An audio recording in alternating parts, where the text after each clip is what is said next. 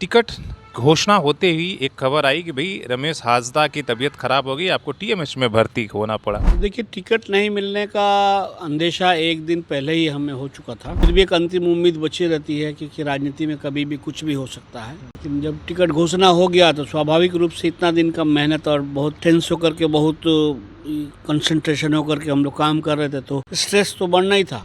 क्या किसी से बातचीत हुई कि भाई टिकट नहीं मिला, कुछ आश्वासन मिला, या क्या कुछ रमेश हांसदा से या चंपई सोरेन के टीम या आपसे उन्होंने बातचीत की? हम संगठन के आदमी हैं, संगठनिक चीज़ों को के महत्व को समझते हैं। संगठन ने जब कुछ विचार करके निर्णय लिया है तो उस निर्णय को पालन करना मेरा भी धर्म हो जाता है। इसलिए मैंने कहा कि मैं आऊँगा जरूर, और मैं कल गया। नमस्कार, सोशल संवाद में स्वागत है। मैं शशि भूषण। आज आप देख रहे हैं कि घाटशिला में उपचुनाव चल रहा है। जो दोनों पार्टियों के आधिकारिक प्रत्याशी हैं उन्होंने नामांकन दर्ज किया। दोनों तरफ से शक्ति प्रदर्शन हुआ। एक तरफ से खुद मुख्यमंत्री राज्य के हेमंत सोरेन ने कमान संभाला, तो दूसरी तरफ से चंपई सोरेन और उनके साथ प्रदेश अध्यक्ष बाबूलाल मरांडी हों, आदित्य साहू हों, तमाम बीजेपी के बड़े नेता जो है वो थे और बड़े जनसभा हुआ। एक दूसरे पर हमले भी बोले गए। लेकिन इस बीच हमारे साथ रमेश हांसदा हैं, बीजेपी के नेता हैं। बड़े ज़ोर शोर से जब घाटशिला उपचुनाव था तो तैयारी कर रहे थे, टिकट के दावेदार थे। इन्हें टिकट नहीं मिला। अब इनसे हम बातचीत करते हैं कि आगे की इनकी रणनीति क्या है, इस पर हम बात करते हैं। तो सबसे पहले आपको तो टिकट नहीं मिला। टिकट घोषणा होते ही एक खबर आई कि भाई रमेश हांसदा की तबीयत खराब हो गई, आपको टीएमएच में भर्ती होना पड़ा। क्या ये टिकट नहीं मिलने का साइड इफ़ेक्ट था? आखिर हुआ क्या था? देखिए, टिकट नहीं मिलने का अंदेशा एक दिन पहले ही हमें हो चुका था, और माइंड तो हम लोग मेकअप कर ही रहे थे। फिर भी एक अंतिम उम्मीद बची रहती है क्योंकि राजनीति में कभी भी कुछ भी हो सकता है। लेकिन जब टिकट घोषणा हो गया तो स्वाभाविक रूप से इतना दिन का मेहनत और बहुत टेंस होकर के, बहुत कंसंट्रेशन होकर के हम लोग काम कर रहे थे, तो स्ट्रेस तो बढ़ना ही था। वैसा भी रूटीन चेकअप हम बराबर कराते रहते हैं क्योंकि अब उम्र हो रहा है, तो प्रेशर और शुगर का चेकअप कंटिन्यू हमारा होता है। तो शाम के समय में मुझे थोड़ा सा अनईजी फील हुआ, तो मैंने अपनी पत्नी के साथ कहा कि चलिए थोड़ा सा हॉस्पिटल चला जाए। तो बगल में सदर अस्पताल है हमारा, और हमारे सभी डॉक्टरगण मित्र हैं, पूरे स्टाफ हमारी फैमिलियर है। तो वहाँ गए तो देखे कि प्रेशर थोड़ा सा हाई बढ़ा हुआ था। डॉक्टरों ने सलाह दिया कि आप रेस्ट लें, हमको इंजेक्शन वगैरह दिया, और वहीं पर घंटा 2 घंटा हमको डिटेन किया और बोला कि अभी कैसा है स्वास्थ्य? हाँ, अभी बहुत बेहतर स्थिति में है। और दूसरे दिन हमको फुल रेस्ट बोले, तो एक दिन को पूरा घर में रेस्ट हम किए। अभी पूरा ठीक है। सवाल है कि कल नामांकन था और पार्टी के तमाम बड़े नेता शामिल हुए। आपको भी देखा गया, आप भी जनसभा में गए थे। क्या किसी से बातचीत हुई कि भाई टिकट नहीं मिला, कुछ आश्वासन मिला, या क्या कुछ रमेश हांसदा से या चंपई सोरेन के टीम या आपसे उन्होंने बातचीत की? नहीं, मुझे कार्यकारी अध्यक्ष जी का फ़ोन आया और उसने कहा कि आपको आना है। मैंने हाँ, आना तो है, मैं पार्टी करूँगा तो मुझे तो आना ही होगा। और हम लोग संगठन के आदमी हैं। मैंने तो पहले शुरुआत दिन से आपको कहा है, हम संगठन के आदमी हैं, संगठनिक चीज़ों को के महत्व को समझते हैं। संगठन ने जब कुछ विचार करके निर्णय लिया है तो उस निर्णय को पालन करना मेरा भी धर्म हो जाता है। इसलिए मैंने कहा कि मैं आऊँगा जरूर, और मैं कल गया।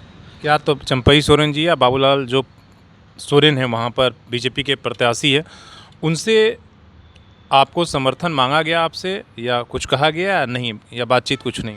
मुझे सांगठनिक निर्देश मिला जो आदित्य साहू जी ने दिया, बस उसी निर्देश के तहत हम प्रत्याशी या आप चंपई जी से कुछ? नहीं, ऐसा है अभी तक कोई बातचीत नहीं, अभी तक कोई बातचीत नहीं है। नहीं, कोई संवाद अभी तक नहीं हो पाया है। व्यस्त हैं वो लोग, समय होगा तो समय। कल वहाँ पर जब गए थे तो आप? मैं मंच में तीसरे लाइन में मैं बैठा था। मेरी बारी आई, मुझे वक्तव्य देने का मौका भी मिला। मैंने वक्तव्य दिया, चीज़ों को कहा लोगों के बीच में। और चुनाव है, उपचुनाव है, चूँकि स्वाभाविक रूप से रामदास जी का निधन हुआ है तो यहाँ चुनाव होना है। उसी प्रक्रिया के तहत चुनाव हो रहा है और जनता समझदार है। हमने अपील किया हमारी पार्टी को आप लोग सपोर्ट करो। दिल में कहीं ना कहीं कुछ ना कुछ तो टीस होगी, इसलिए कि पिछले बार आप सरायकेला के लिए लंबे समय तक तैयारी किए, दावेदारी पेश किए, वहाँ 2024 में विधानसभा चुनाव नहीं लड़ पाए, अभी एक मौका आया, यहाँ भी आप दावेदारी पेश किए और यहाँ भी आपको समर्थन नहीं मिला। ये कोई पहला मौका नहीं है कि इसमें मुझे बहुत ज़्यादा आघात लगे या बहुत ज़्यादा निराशा हो।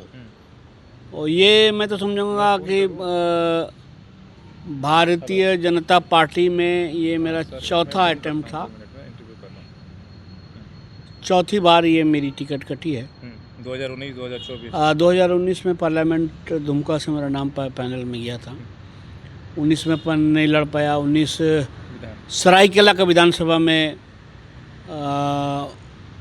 नहीं लड़ पाया, उसके बाद 24 का विधानसभा सरायकेला उसमें नहीं लड़ पाया, फिर अभी 25 का ये उपचुनाव में भी मेरी दावेदारी थी। चूँकि घाटशिला इसलिए भी मैंने दावेदारी किया था, वहाँ मेरी शुरुआत राजनीति घाटशिला से ही शुरू हुई थी। लगातार 15 वर्षों तक उस क्षेत्र को मैंने सींचा है